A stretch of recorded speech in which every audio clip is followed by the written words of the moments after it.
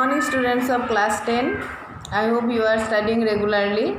Today I would begin a new chapter, that is the making of a scientist. In this story you will get the main character Richard H. E. Bright, his mother, and Dr. Frederick A.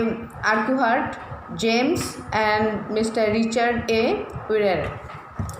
So, by the title itself, you have understood that how someone become a scientist, or the initial years or the school life and college life of Richard H. E. Bright's life is given here.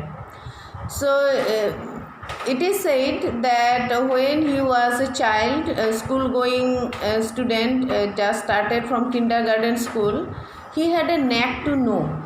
Means he was inquisitive in nature. He started collecting fossil then stones, different types of things, and his mother used to encourage him a lot by giving him microscope and different types of books, and always assisting him when he was child.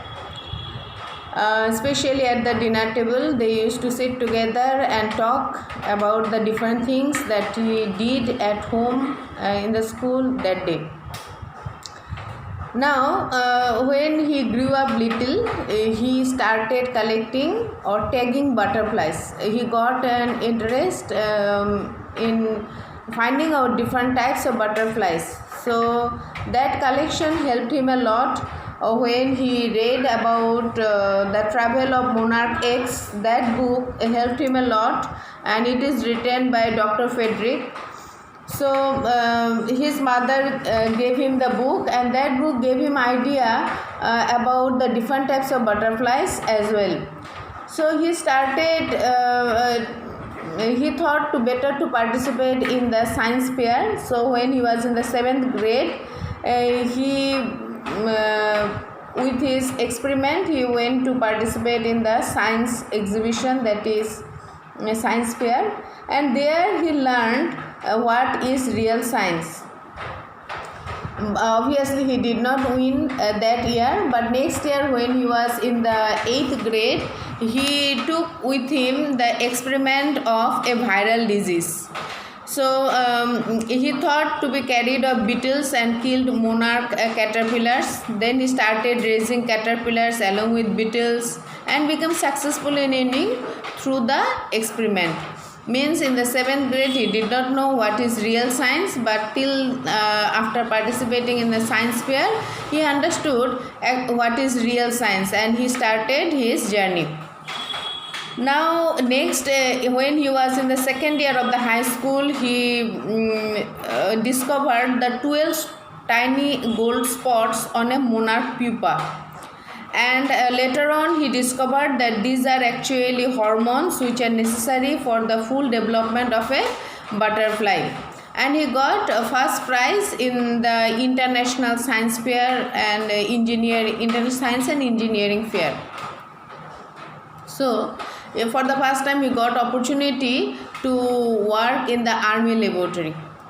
So slowly and steadily he was doing real experiment with the real science, and he was learning a lot, and his mother went on helping him with the necessary materials and encouraging him a lot.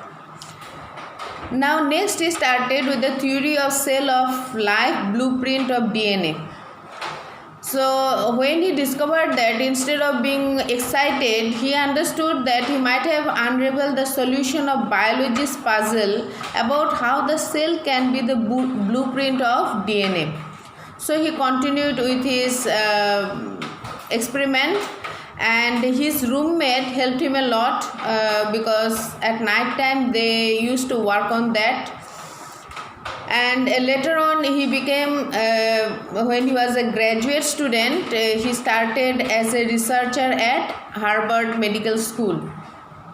So his journey continued, and the theory that he discovered, it helped to cure some types of cancer and other diseases. So that is the pioneering research he introduced, and how it helped to the other scientists as well. It is said in this story that he was not only a scientist, he was as well a good debater, and he used to do other co-curricular activities as well. And he was a member of other two clubs where he used to take part in debate, and he got prize for that also. Means it doesn't mean that someone who is interested in something cannot do something, some other activities as well. So he continued both together, and the teachers also understood that he was really a good student, so they encouraged him, especially one social science teacher encouraged him with many suggestions as well. So you read the story. If you have any doubt, you can convey. Thank you.